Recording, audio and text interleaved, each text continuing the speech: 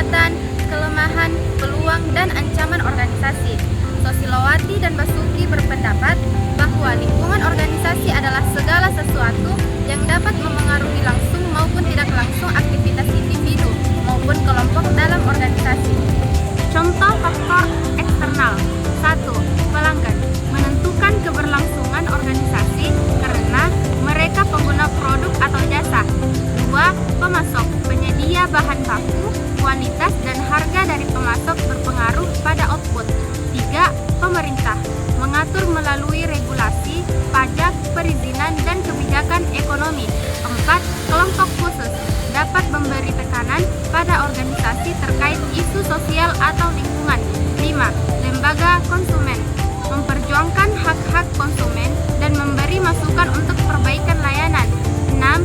Media membentuk citra organisasi melalui pemberitaan positif atau negatif. 7.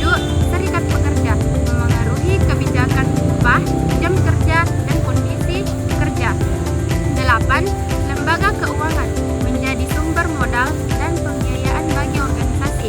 9. Pesaing mendorong organisasi untuk berinovasi agar dapat bertahan dan merebut pasar. Lingkungan internal organisasi adalah faktor-faktor dari dalam organisasi yang bisa dikendalikan dan memengaruhi jalannya aktivitas organisasi. Contoh faktor internal adalah 1. Karyawan harus memiliki kemampuan motivasi, disiplin, dan keterampilan tenaga kerja.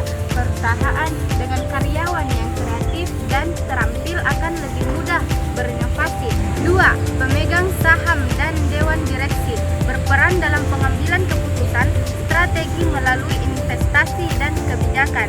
Jadi, organisasi akan berhasil jika mampu beradaptasi dengan lingkungan eksternal dan mengoptimalkan lingkungan internal.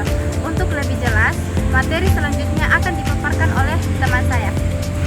Saya akan memaparkan analisis lingkungan global dan lokal. Lingkungan global yaitu globalisasi mengacu pada strategi untuk mengejar peluang dimanapun di dunia yang memungkinkan suatu perusahaan untuk mengoptimalkan fungsi bisnisnya di negara tempatnya beroperasi.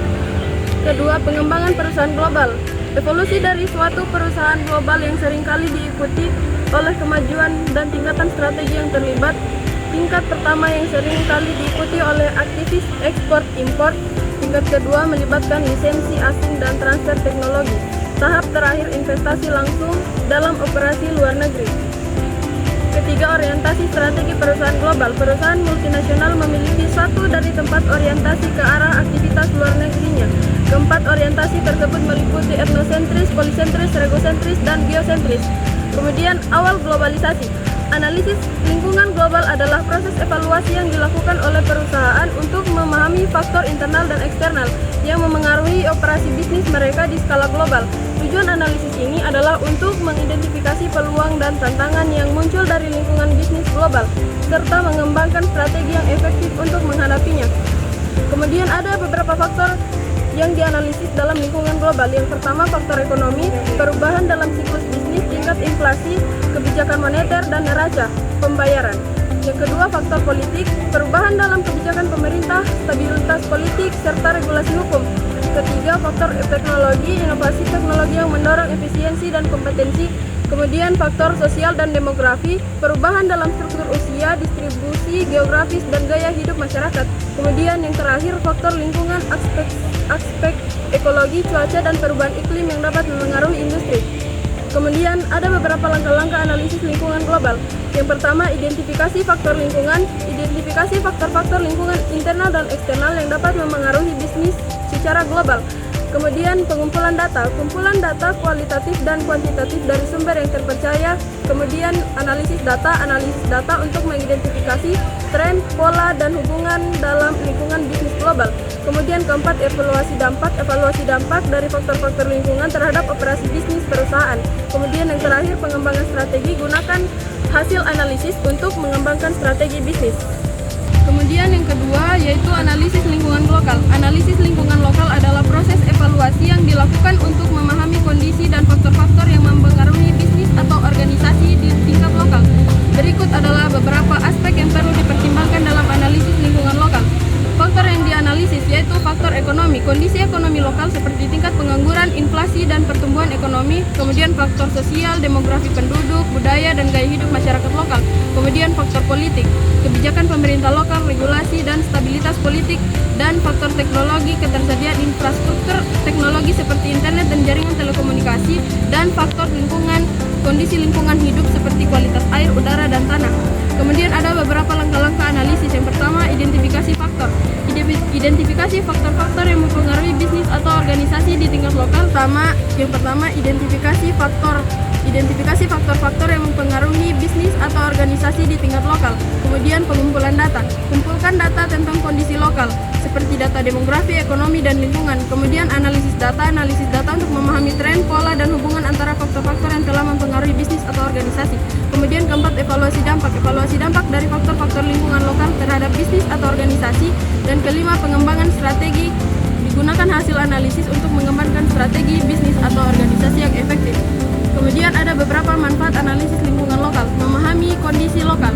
Memahami kondisi lokal dapat membantu bisnis atau organisasi untuk mengembangkan strategi yang efektif. Kemudian mengidentifikasi peluang.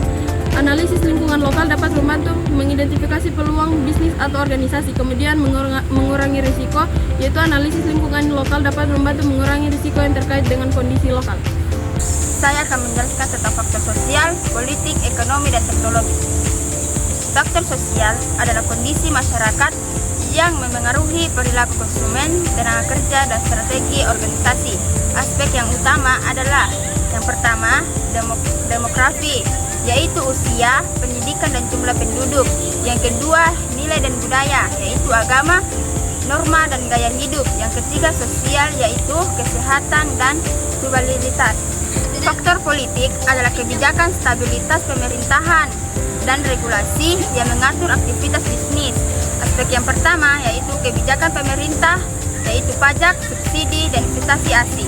Yang kedua, regulasi hukum, ketenagakerjaan, perdagangan, dan izin usaha. Yang ketiga, faktor ekonomi. Faktor ekonomi adalah kondisi perekonomian yang memengaruhi daya beli masyarakat dan biaya operasional dan organisasi. Aspek penting yang pertama, pertumbuhan ekonomi memengaruhi permintaan barang atau jasa.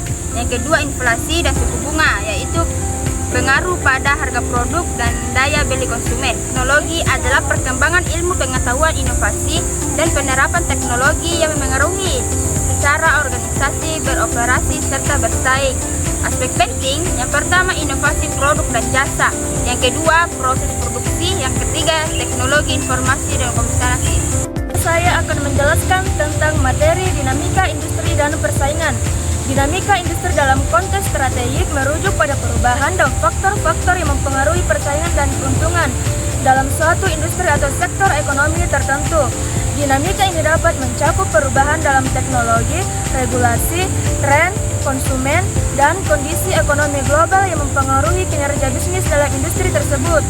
Untuk merumuskan strategi yang efektif, perusahaan perlu memahami dinamika industri dan memperhatikan berbagai faktor yang mempengaruhi keuntungan dan persaingan dalam industri tersebut.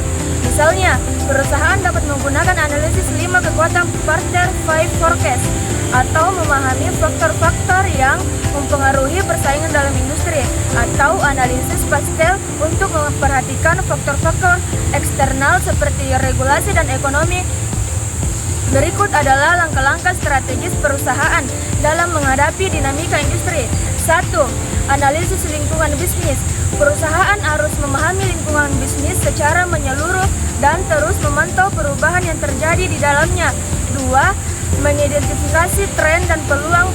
Perubahan harus mengidentifikasi tren dan peluang di dalam lingkungan bisnis.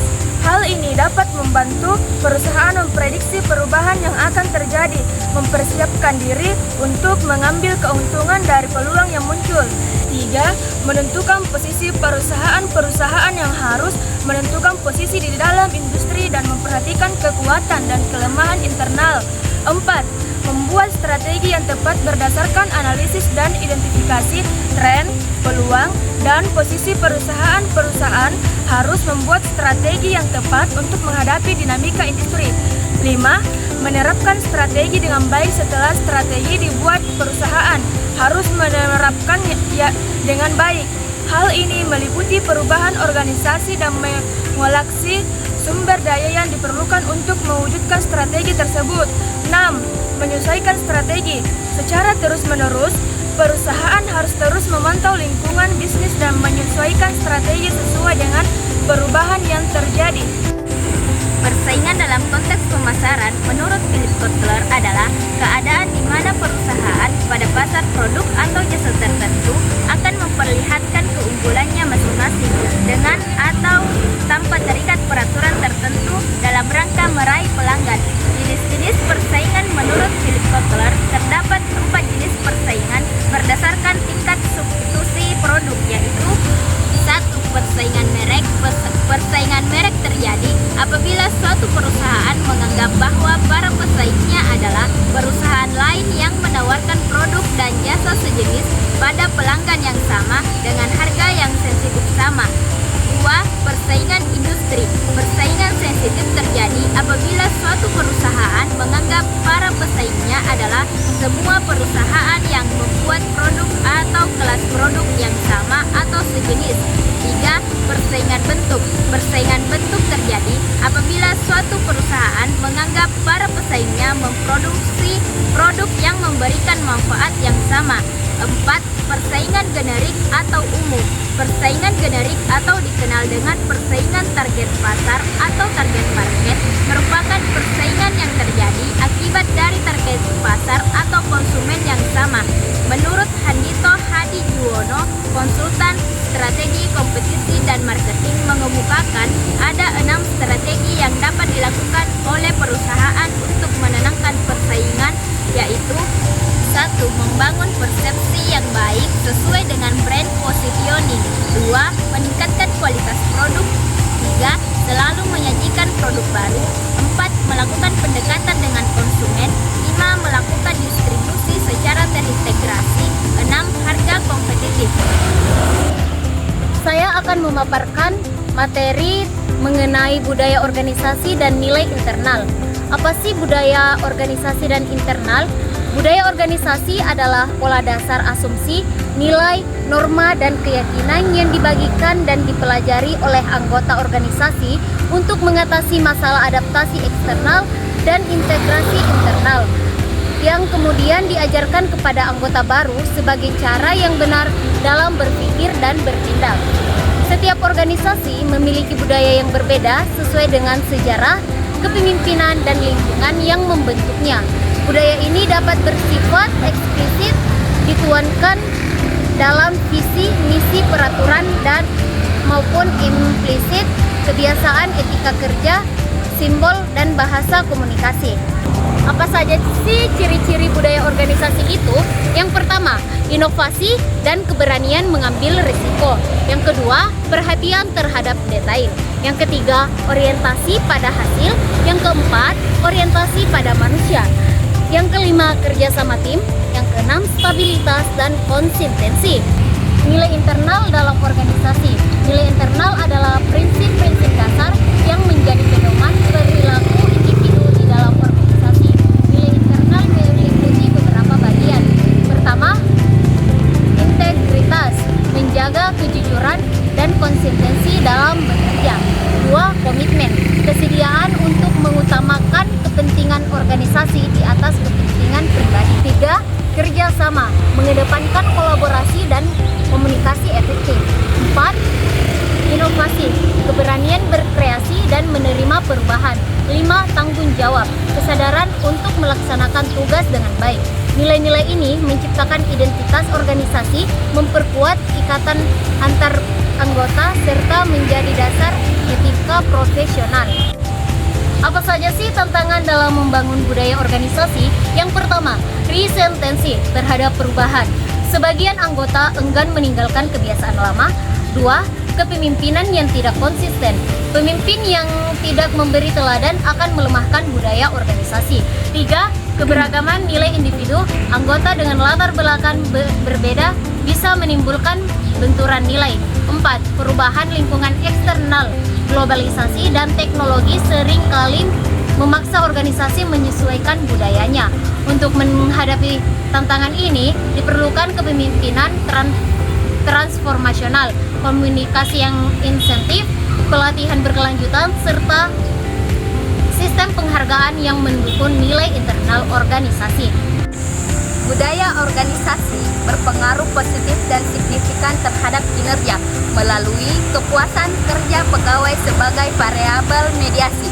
Komunikasi internal berpengaruh positif dan signifikan terhadap kinerja melalui kepuasan kerja pegawai sebagai variabel mediasi, maka dapat disarankan bahwa instansi Dinas Kesehatan Kabupaten Tabanan harus memperhatikan interaksi bagi setiap pegawai serta memperbaiki sistem pemberian tunjangan uang makan bagi pegawai agar pegawai termotivasi untuk lebih meningkatkan kepuasan kerja yang dapat mempengaruhi kinerja di masa mendatang.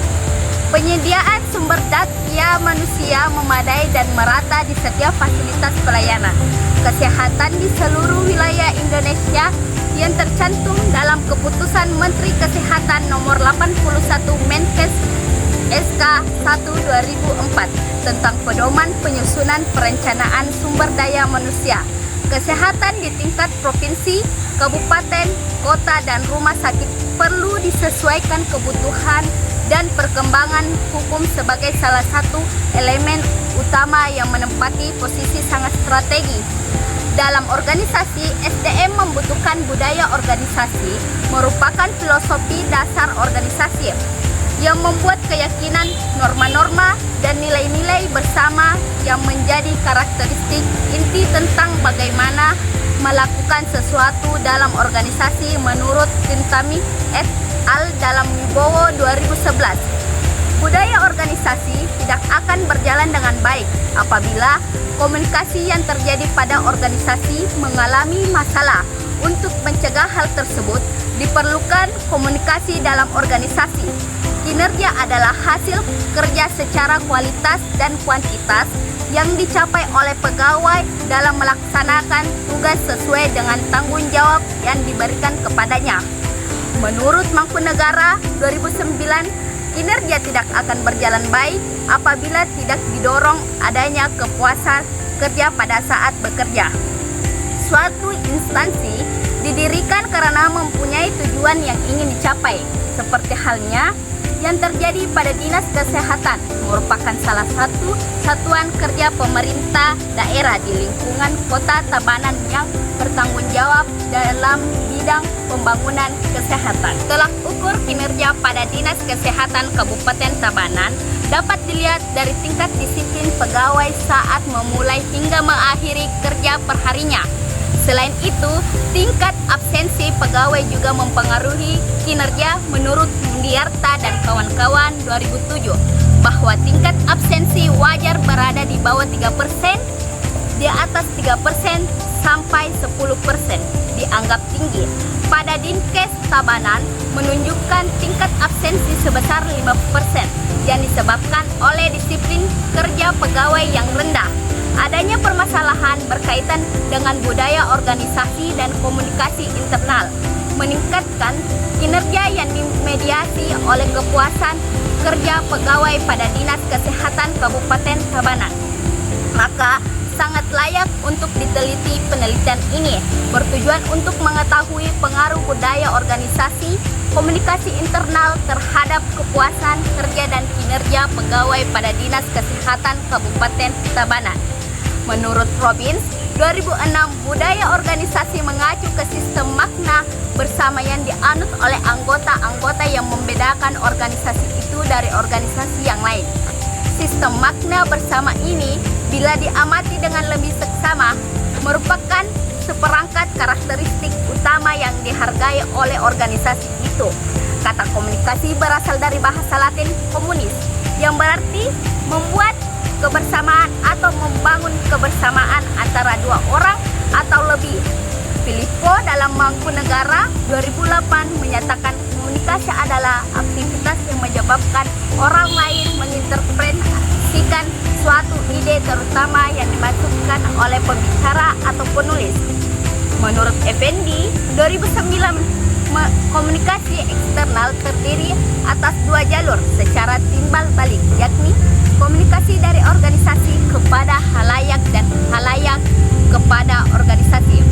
Komunikasi kepada khalayak pada umumnya bersifat informatif yang dilakukan sedemikian rupa sehingga khalayak merasa memiliki keterlibatan. Setidaknya ada hubungan batin komunikasi dan khalayak kepada organisasi merupakan umpan balik sebagai efek dari kegiatan komunikasi yang dilakukan oleh organisasi. Usman 2010 berpendapat bahwa kepuasan kerja adalah sikap seseorang terhadap pekerjaan yang mencerminkan pengalaman yang menyenangkan dan tidak menyenangkan dalam pekerjaan serta harapan-harapannya terhadap pengalaman masa depan. Menurut Rifai, 2012 kepuasan kerja adalah penilaian dari pekerjaan tentang seberapa jauh pekerjaannya secara keseluruhan memuaskan kebutuhannya. Kinerja adalah hasil kerja secara kuantitas yang dicapai oleh seorang pegawai dalam melaksanakan tugasnya sesuai dengan tanggung jawab yang diberikan kepadanya. Baiklah, saya akan menyimpulkan materi yang telah dipaparkan oleh teman saya. Lingkungan internal dan eksternal organisasi merupakan dua faktor penting yang saling memengaruhi keberlangsungan serta keberhasilan organisasi. Lingkungan internal mencakup aspek-aspek di dalam organisasi seperti struktur, budaya, sumber daya manajemen. Faktor internal inilah yang menjadi kekuatan atau strength maupun kelemahan atau weakness organisasi. Sementara itu, lingkungan eksternal meliputi faktor-faktor di luar organisasi yang tidak dapat sepenuhnya dikendalikan seperti kondisi ekonomi, sosial, politik, teknologi, budaya, hingga persaingan pasar. Lingkungan eksternal dapat menjadi peluang atau opportunis maupun ancaman threats bagi organisasi. Keseimbangan dalam mengelola faktor internal dan kemampuan beradaptasi terhadap lingkungan eksternal akan keberlanjutan organisasi. Organisasi yang mampu mengoptimalkan potensi internal sekaligus responsif terhadap dinamika eksternal akan lebih unggul dalam mencapai tujuan. Itulah tadi hasil presentasi dari kelompok 2